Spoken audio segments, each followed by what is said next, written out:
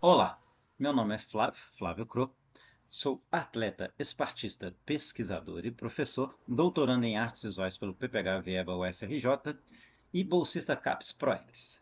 Eu sou Ariana Araújo, mestra em Comunicação e Temporalidades pelo PPG-Com UFOP. Hoje nós vamos falar do trabalho O Vigia/Watchman, Mulheres Espectrais. O objetivo desse trabalho é dar continuidade às análises de artigos anteriores que relacionam as obras O Vigia/Watchman, do artista Flávio Cro, o quadrinho Watchman, de Alan Moore e Dave Gibbons, e a obra literária 1984, de George Orwell, a partir das percepções possíveis sobre o feminino nessas obras.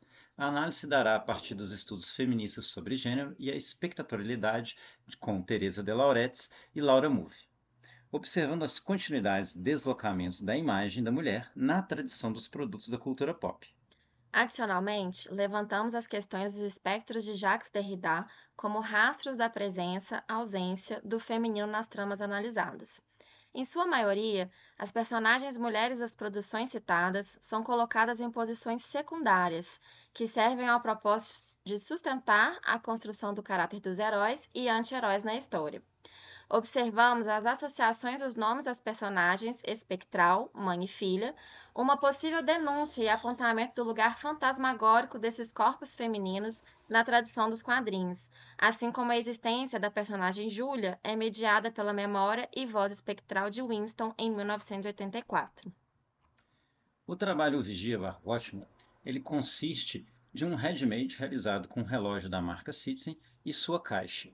Ele pode estar aberto ou fechado, como nós conseguimos ver na imagem. O relógio em si ele está parado, ou seja, ele perdeu a sua utilidade de marcar o tempo e agora se comporta simplesmente como uma obra de arte, uma joia cuja função é extremamente estética.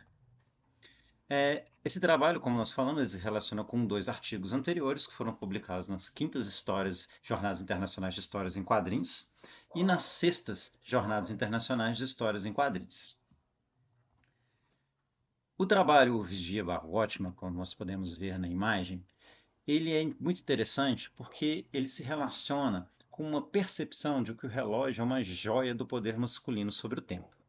Então, dentro do quadrinho, nós percebemos como ele pode ser decomposto e recomposto na criação do herói que tem o poder de perceber a totalidade do tempo, no caso, o Dr. Manhattan. Então, nós temos uma parte do quadrinho aqui, onde vai demonstrando como que o pai do Dr. Manhattan era um relojoeiro e como ele estava, nesse momento, aprendendo a profissão de relojoeiro.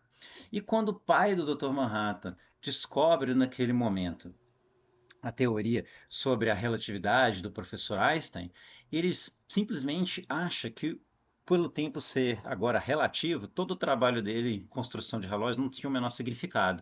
Então ele vai instruir o filho dele que aquela profissão não tem mais utilidade no mundo e que ele deveria se reconfigurar. No caso, mais para frente na história, a gente descobre que ele vai se tornar um físico e tudo isso vai desencadeando numa análise como se ele, quando ganha poderes, ele vai ganhar poderes sobre o tempo.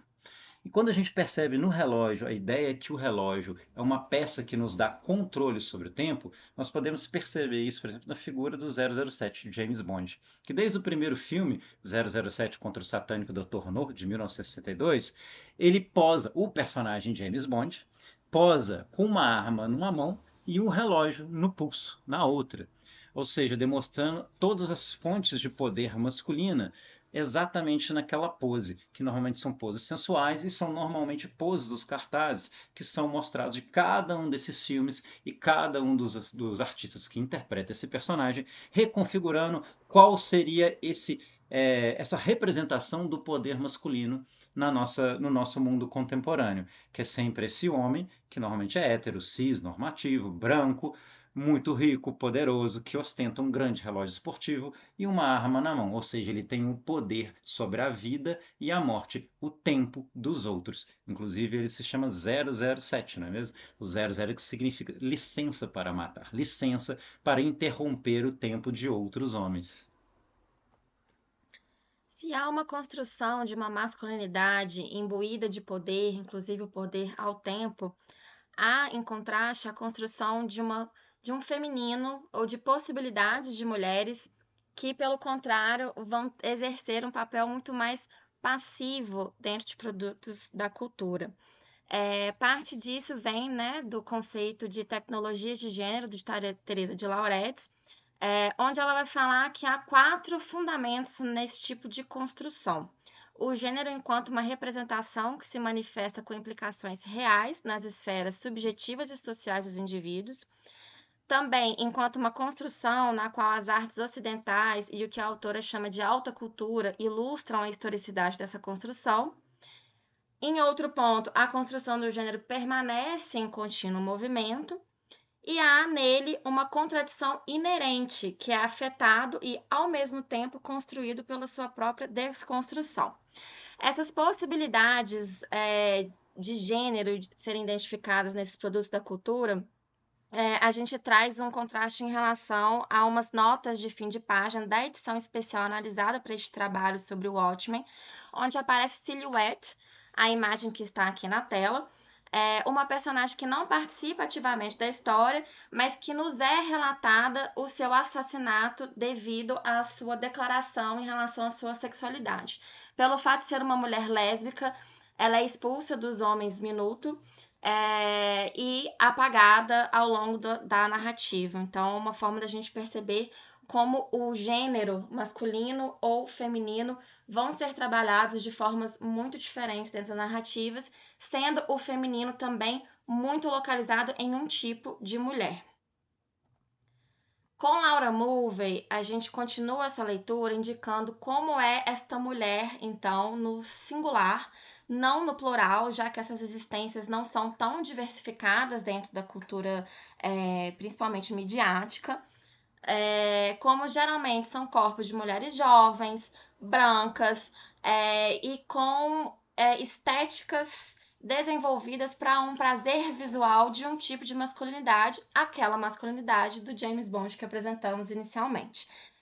Nessas imagens a gente vê que o desenho especificamente do quadrinho, né, de Gibbons e Moore, ele não é tão erotizado quanto há numa adaptação do cinema, por exemplo, nessas imagens que estão na parte superior da tela. Entretanto, é possível ver essas nuances na própria narrativa. O fato, por exemplo, de uma parte do corpo dessa mulher aparecer em evidência no momento em que ela fala, ou nessa descrição, por exemplo, do jornal no canto inferior direito da tela, onde há uma notícia falando sobre uma nova heroína que faz parte dos Homens Minuto, Sally Júpiter, que é uma mulher voluptuosa, bonita, extremamente atraente, não só para os próprios heróis, quanto para aqueles vilões que ela vai derrotar. Quando nós pensamos, por exemplo, em 1984, nós temos também a personagem Júlia, que se torna amante do personagem principal, que é o Winston, né? Então aqui a gente tem um trecho, por exemplo. Pensava em seu corpo nu e jovem, como vir em sonhos. Imaginara uma tola, como todas as outras, a cabeça recheada de bobagens e ódio, a barriga cheia de gelo. Uma espécie de febre o dominou, ao pensar que poderia perdê-la. Corpo jovem e alvo, fugindo dele.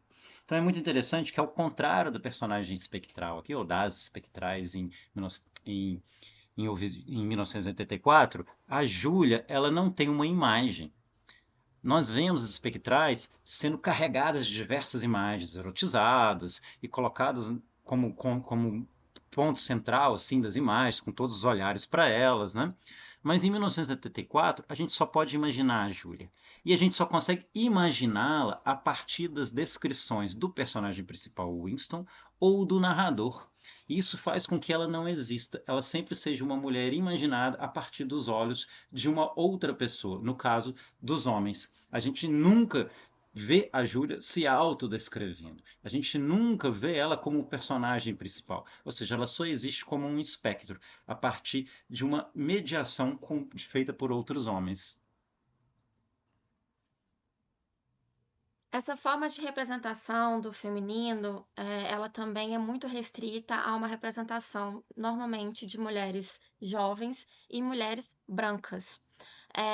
Em Watchmen, a gente tem em 3 telas aproximadamente a passagem de uma única mulher negra nessa narrativa, onde a sua participação é muito voltada para dizer que ela não faz parte dessa história ou que essa história não lhe interessa. A partir disso, a gente faz uma leitura junto com Bell Hooks, que vai falar se, por um lado, Laura Mulvey identifica que há, numa feminilidade dentro de produtos da cultura, a mulher construída enquanto um olhar de prazer patriarcal, falocêntrico, a mulher negra não é assim. Há uma quebra, porque a mulher negra ou ela aparece enquanto um suporte para definir que aquela mulher branca é o objeto correto de um olhar de desejo, ou ela simplesmente não está representada ali. Né? E aí há, nesse sentido, a construção de um olhar opositor, um olhar que não se identifica dentro daquela narrativa, mas que se opõe a ele. Outro personagem que nós vemos também é a criança que está sempre lendo quadrinhos perto das bancas de revista e ela está lendo esse quadrinho, que é uma aventura, por exemplo, de um navio, né, dos contos do Cargueiro Negro, não é mesmo? Só que é muito interessante como ele também ele não é um, ele é um espectador. Ele não está nesse quadrinho representando, por exemplo, a possibilidade de ser herói, mas apenas aquela possibilidade que cabe a esse seu corpo negro, a de ser um espectador e de observar enquanto esses outros heróis brancos desempenham os grandes papéis naquela narrativa, enquanto ele está sempre ali, de pé de página, passando página por página daquela aventura na qual ele não é o herói. E é nesse sentido, então, que a gente chega à nossa conclusão de que há nessas corporeidades outras formações de espectros, né? Então, ao mesmo tempo que essas mulheres, por exemplo, no sentido da mulher lésbica com silhuete, da mulher negra em outros quadrinhos, há um aparecer e um desaparecer dessas possibilidades de existência. Assombra todas essas obras também uma linguagem que é patriarcal, racista, machista, construída sobre um olhar falocêntrico.